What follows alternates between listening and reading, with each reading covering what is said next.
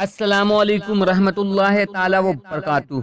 नाजरीन, आज के इस वीडियो में मैं बताने जा रहा हूँ माह रमजानुल मुबारक की पहली शब बाद नमाज इशा का एक ऐसा वजीफा कि अगर आप उस वजीफे को करते हैं तो अल्लाह तबारक व ताला उस वजीफे की बरकत से आपकी हर नेक और जायज तमन्नाओं को पूरी फरमा देगा, आपकी हर परेशानियों को खत्म फरमा देगा, बीमारी हो तो शिफा देगा और अगर गरीब व गुर्बत तंगदस्ती हो तो उससे आपको निजात दिलाएगा। लिहाजा वीडियो को आखिर तक जरूर देखिए।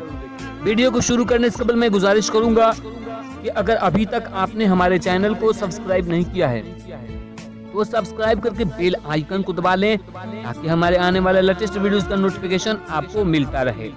नाजरीन, रमजानुल मुबारक बहुत ही बाबरकत और अजमत महीना है।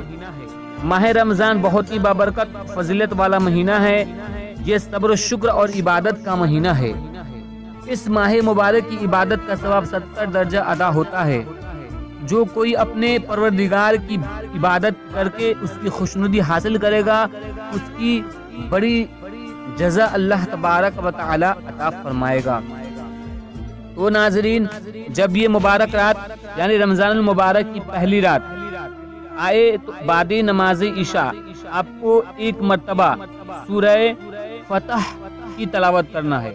बस बाद नमाज इशा आपको नमाज पढ़ने के बाद नमाज पे वहीं पे बैठ के सूरह फतह की एक मर्तबा तिलावत करनी है। उसके बाद अपने नेक और जायज मकासद के लिए रब की बरगाह में निहायत ही आजिज़ इनकिसारी के साथ रोते हुए गिड़गिड़ाते हुए अपने जायज मकासद के लिए दुआएं करें तो इंशाअल्लाह तबारक व तआला अल्लाह तबारक व तआला आपकी हर नेक और जायज मकासद को पूरा फरमा देगा। तो नाजरीन, उम्मीद करता हूँ कि आपको ये वीडियो पसंद आई होगी, तो दिल से लाइक कीजिए और ज्यादा से ज्यादा लोगों तक इस वीडियो को शेयर कीजिए। अस्सलाम वालेकुम रहमतुल्लाहि व बरकातुहू।